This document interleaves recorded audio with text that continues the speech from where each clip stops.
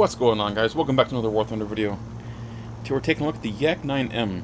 This is part of the Pavel Golovachev's Advanced Pack on the War Thunder website.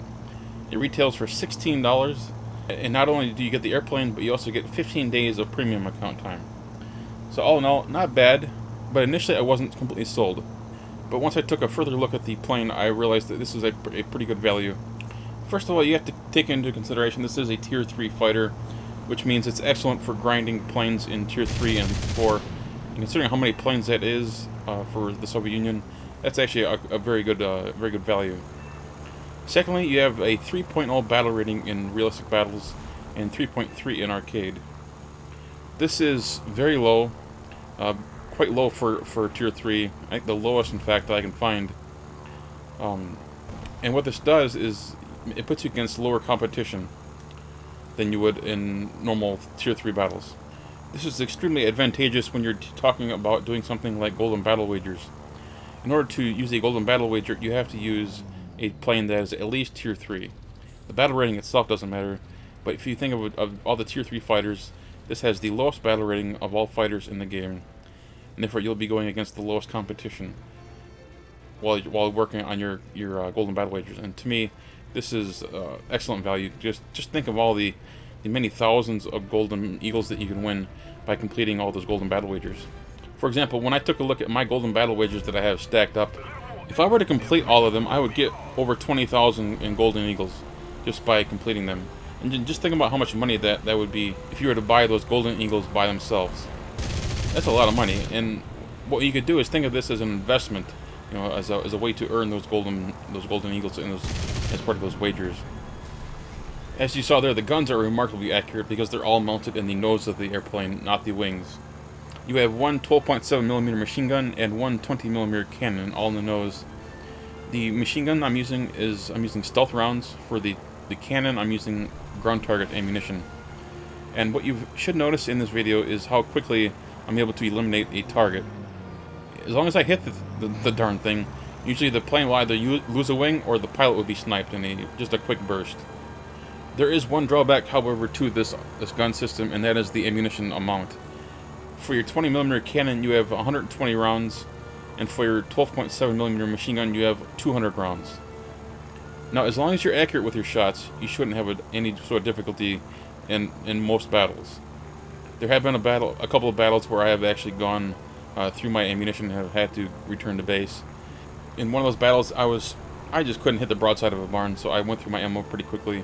And in another, I had a lot of enemies to deal with, and that is one of the drawbacks to this system. Is you'll be finding yourself on the runway at the end of battles more often than say in the air, by actually battling whatever enemies that happen to be up in the air.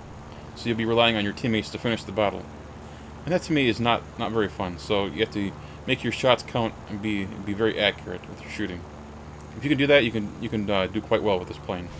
Now, as far as the flying style of this Yak, I would recommend energy fighting. You can turn fight a lot of the Allied fighters. However, one of the most common planes that I run into is the Spitfire. And as good as the Yak is at turning, the Spitfire is simply so much better than that. Also, when facing Japan, you're going to have to deal with A6M3s and A6M2s, which are so much better at turning as well. They're excellent turn fighters. You also have to deal with the the Key 43 number 3, which is the Cannon Busa. That's an outstanding turn fighter as well as an energy fighter. I would recommend energy fighting that if you can, because I don't think there's any way you can turn fight a Key 43. Although the combat you're going to see in this video is me energy fighting, because that's really what I feel like this plane does better than some other planes you're going to be going up against.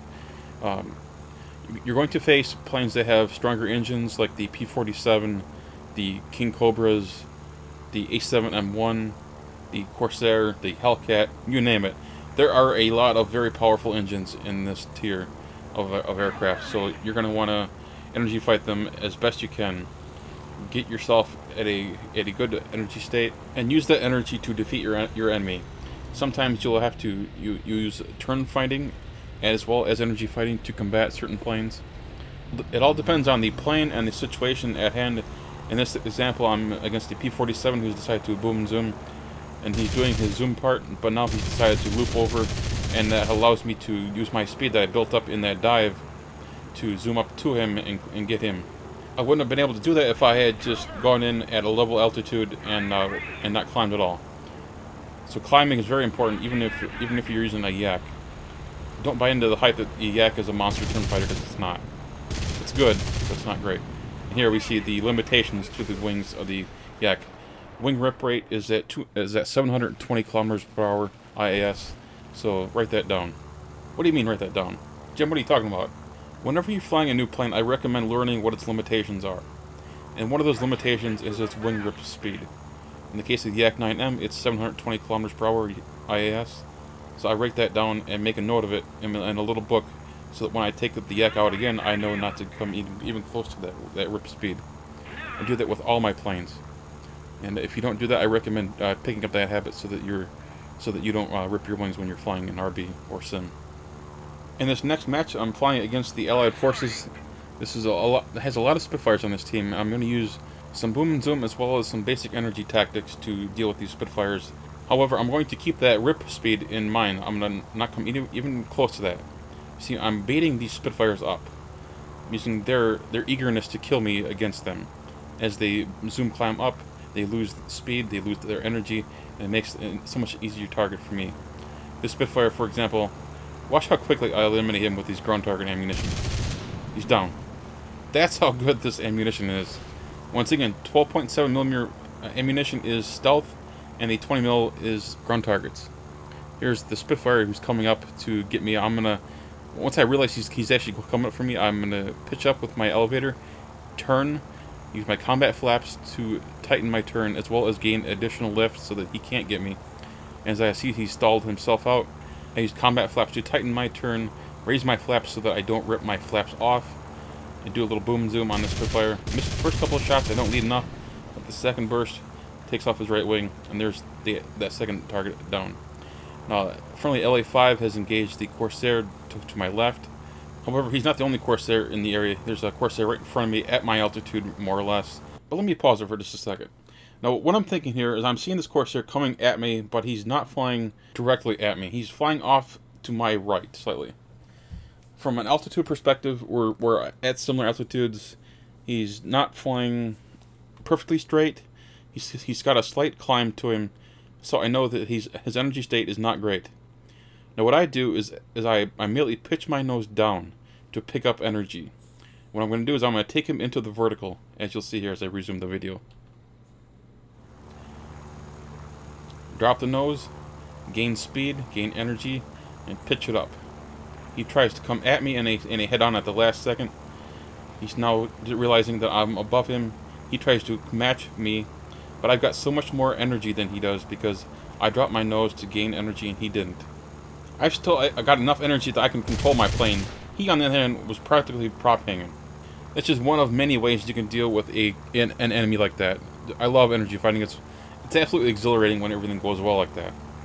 Here's another example. I'm up high against a Mustang. We're at the similar altitudes. I suspect he's going to go head on, so I watch him out of the corner of my eye as I veer off to my right. But he instead doesn't go head on, which shocked me, because almost everyone with 4 cannons will go head on with you. And what I do, I just try to intercept where he's going to go. I cut throttle so that I don't overshoot him, and then he flies right in front of me, and boom. That's the ground target ammunition that's on the 20. That and the stealth that's on the 12.7. It's remarkable. You've only got 2 guns, but together they work really well. A little bit later in that match, I encounter a P-63 King Cobra at my same altitude, so I decide to veer off to my right. He comes head on, as usual, and I'm just going to take him into the vertical. Once again, energy fighting. Here he comes up, using all of his energy. I drop down on top of him, checking my 6. As he goes up into the vertical, you'll notice I don't follow him directly. Instead, I slowly bring my plane up. This is because I wanted to gain speed in that little bit of a dive that I was in. So when I pitched my nose up, I would have enough energy, enough speed to come up and get him. This is, of course, very important because you never know if a plane is going to go down like this one, or if he's going to continue to pitch up, try to prop hang you, and try to come back down on top of you in a hammerhead. So you want to make sure you have enough energy at all times. If you're looking for a plane that's really good at grinding Tier 3 and Tier 4 Soviet aircraft, I really recommend giving this plane a look. It's 16 bucks, you get the plane, you get 15 days of premium, and of course it's great for use in Golden Battle wagers. The only drawbacks that I would mention are that it doesn't have WEP, which it's not that big of a drawback because it's pretty typical of most Yak fighters. And there's the limitation for the ammo count. 200 rounds for the 12.7 and 120 for the 20mm cannon. But as long as you're accurate with your aim, I think you're going to find this plane very good. I sure did. Anyway guys, if you enjoyed this video, hit that thumbs up button, and of course if you're new to the channel, please subscribe. Take care guys.